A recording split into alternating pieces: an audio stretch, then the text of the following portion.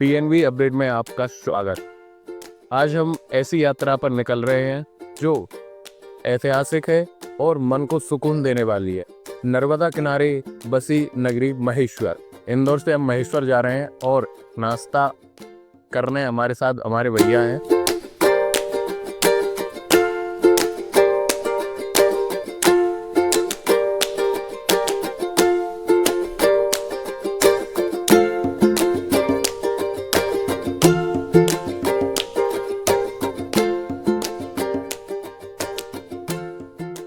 इंदौर की दौड़ धूप से निकल के हम इस हरियाली में आके मैंने ऐसे रहा नहीं गया और भैया से बोल दिया मैंने कि गाड़ी रोको, यहाँ थोड़ा खड़े होंगे। कितनी मस्त हरियाली है रास्ते में और इतना ही पूरा सफ़र यहाँ से लेके इंदौर का एकदम हरियाली से भरा हुआ है। इतने मस्त पहाड़, हरियाली, खेत खलियान, खुला माहौल, ठंडी हवा, एकदम सुकून देने वाली। इंदौर में इतनी धूप, धूल, मिट्टी, भाग दौड़, उससे निकल के महेश्वर की ओर जाकर ये रास्ता एकदम सुकून और शांति से भरा है।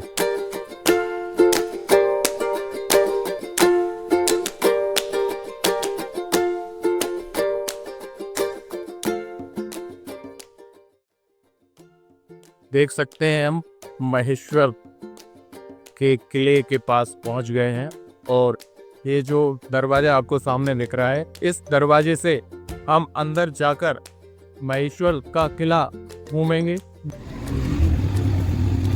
तो हम पहुंच गए हैं महेश्वर। रास्ते भर जिस महेश्वर की मैं तारीफ कर रहा था, उसी महेश्वर में आके मैं यहाँ पहुँचने का मार्ग बताना चाहता था, इसलिए मैं इंट्रो यहाँ शूट कर रहा हूँ। महेश्वर इंदौर से 90 किलोमीटर दूर है।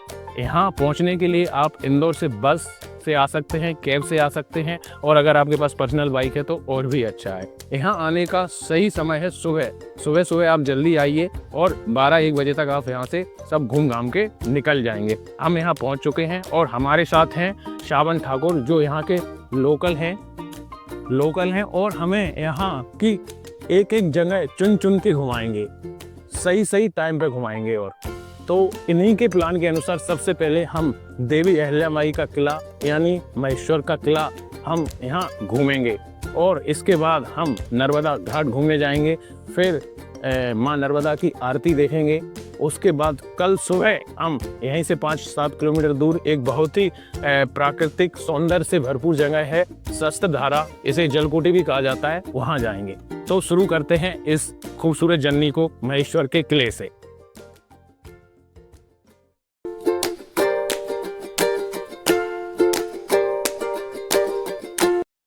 यह किला 250 साल पुराना है और 18वीं शताब्दी में देवी अहिल्याबाई ने इसे अपनी राजधानी बनाया और महेश्वर को प्रसिद्धि दिलाई। ये किला नर्मदा नदी के किनारे पर स्थित है और इसकी दीवारों से झांकते हुए नदी का दृश्य सच में मंत्रमुग्ध कर देने वाला है। इस किले में रानी अहिल्याबाई का दरबार, मंदिर और उनका निवास स्थल भी देखा जा सकता है, परंतु अंदर कैमरा ले जाना मना है, तो हम इसलिए आपको वो नहीं दिखा सकते। परंतु वहां खड़े होकर आप महसूस कर सकते हैं कि कैसे एक महिला शासक ने पूरे राज्य को अपनी न्याय और धर्म से चलाया। मैं तो उन्हें वर्तमान में महिला सशक्तिकरण का सबसे सर्वश्रेष्ठ उदाहरण मानता हूँ। महेश्वर किला के दर्शन करने के पश्चात अब हम नर्मदा नदी के तट पर बने अद्भुत घाट और कई मंदिरों के दर्शन करेंगे और उनकी स्थापत्य कला देखेंगे, क्योंकि उनकी स्थापत्य कला अत्यधिक बेजोड़ है। अब हम थोड़ा महेश्वर के इतिहास की बात करते हैं। महेश्वर शहर की स्थापना हेयक वंश के राजा सहस्त्रार्जुन ने की थी। माना जाता है कि सहस्त्रार्जुन ने रावण को पराजित किया था। यहाँ पर कई मंदिरों का निर्माण करवाया गया है, जिसमें से प्रमुख मंदिर श्री विश्वनाथ मंदिर, राजेश्वरी मंदिर और अहिलेश्वर मंदिर। इनमें से सबसे महत्वपूर्ण है राजेश्वरी मंदिर, क्योंकि आदिगुरु शंकराचार्य तथा पंडित मंडन मिश्रा का प्रसिद्ध शास्त्रार्थ यही हुआ था। महेश्वर के मंदिरों में नजर आता है प्राचीन भारतीय मंदिरों की वास्तुकला का प्रभाव, क्योंकि ये मंदिर शिखर शैली और नक्काशी का शानदार मेल है। महेश्वर की स्थापत्य कला में स्थानीय पत्थरों का उपयोग हुआ है और इसमें मराठा शैली की झलक स्पष्ट दिखाई देती है। छतों, द्वारों और खम्भों पर की गई बारीक नक्काशी इस क्षेत्र के शिल्पियों की प्रतिभा को दर्शाती है। महेश्वर की स्थापत्य कला न केवल स्थापत्य दृष्टि से महत्वपूर्ण है, बल्कि यह संस्कृति, धर्म और इतिहास को जोड़ने वाली एक अमूल्य विरासत है। यहाँ का प्रत्येक भवन, मंदिर और घाट हमें होलकर वंश, विशेषकर रानी अहिल्याबाई होलकर की कला प्रियता और धर्मनिष्ठा की कहानी सुनाता है। नर्मदा नदी के किनारे बना अहिल्या घाट स्थापत्य कला का एक अद्वितीय उदाहरण है। यह घाट न केवल धार्मिक अनुष्ठानों का केंद्र है, बल्कि सीढ़ियां और शिल्पकारी दर्शनीय है। अंत में मैं यही कहूंगा कि महेश्वर की स्थापत्य कला भारत की सांस्कृतिक विविधता और स्थापत्य परंपरा की अमूल्य धरोहर है, जिसे संरक्षित रखना हमारा कर्तव्य है। मंदिर और घाट का अद्भुत दृश्य देख के हम आगे बढ़े और आगे बढ़ते हुए हमने ठंडा ठंडा गोला खाया और उसके बाद गर्मा गर्म समोसे खाए। हमारे दोस्त सावन ने बताया ये समोसा बहुत फेमस है, आप यहाँ आएँ तो इस समोसे को ज़रूर ट्राई करें एक बार। यहाँ से आगे बढ़ते हुए हम खाना खाने के लिए एक होटल में गए, वहाँ खाना खा के से रूम गए, रूम से कपड़े चेंज किए, कपड़े चेंज करके फिर वापस हम यहीं घाट पर आए और ठंडी ठंडी हवा में मछलियों को दाना डालते हुए एक असीम शांति और संतुष्टि प्राप्त। सुबह हो चुकी है और हम जा रहे हैं जलकोटी, जिसे सहस्त्रधारा भी कहते हैं। जलकोटी जाने के रास्ते में आपको दत्तात्रेय धाम भी देखने को मिलेगा।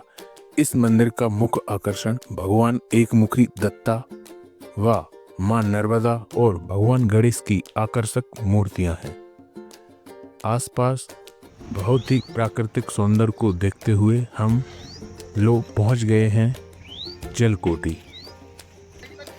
आप देख सकते हैं कि कितना खूबसूरत नज़ारा है। प्रकृति और मां नर्मदा के द्वारा निर्मित इस खूबसूरत नज़ारे को मन में बिठा लीजिए। बहुत ही शांति और सुकून देने वाला एक नज़ारा है। ऊपर से मां नर्मदा के बहने की जो कलकल करती ध्वनि है, वह आपको बहुत ही शांति और सुकून महसूस कराती है। इसे सहस्त्रधारा भी कहा जाता है, क्योंकि मां नर्मदा सीधे बहते हुए यहाँ कई भागों में विभाजित होकर बहती है और पत्थरों को बीच से काटती हुई अपनी रफ्तार को बनाए हुए आगे बढ़ती जाती है। बिना एक मिनट भी सोचे सुबह सुबह उठ के यहाँ आ जाइए और यहाँ बैठिए और इस आवाज़ को ध्यान लगा के सुनिए। आपको बहुत ही शांति का अनुभव होगा और फिर मां नर्मदा के ठंडे ठंडे पानी में नहाइए, वो तो अल्टीमेट है। जलकोटी का अद्भुत अनुभव प्राप्त करने के पश्चात अब हम आपको महेश्वर की एक प्रमुख विशेषता के बारे में बताते हैं। वो है महेश्वरी साड़ियाँ। ये साड़ियाँ अपनी बारीक बनावट, हल्के वजन और पारंपरिक डिजाइन के लिए प्रसिद्ध हैं। देश विदेश के लोग इन साड़ियों को पसंद करते हैं। तो इसी के साथ अब घर जाने का वक्त हो गया है। महेश्वर सिर्फ एक जगह नहीं, एक एहसास है। यहाँ इतिहास सांस लेता है, कला बोलती है और नर्मदा की लहरों में श्रद्धा बहती है। अगर आप कभी मध्य प्रदेश जाएं तो महेश्वर को अपनी यात्रा में जरूर शामिल करें। यह जगह आपको न केवल शांति देगी, बल्कि भारतीय संस्कृति से एक कदम और करीब ले आएगी। तो दोस्तों, मिलते हैं जल्द ही किसी नई जगह की पुरानी या नई कहानी के साथ। डीएनवी अपडेट के साथ जुड़े रहें। डीएनवी अपडेट को लाइक करें, शेयर करें, सब्सक्राइब करें।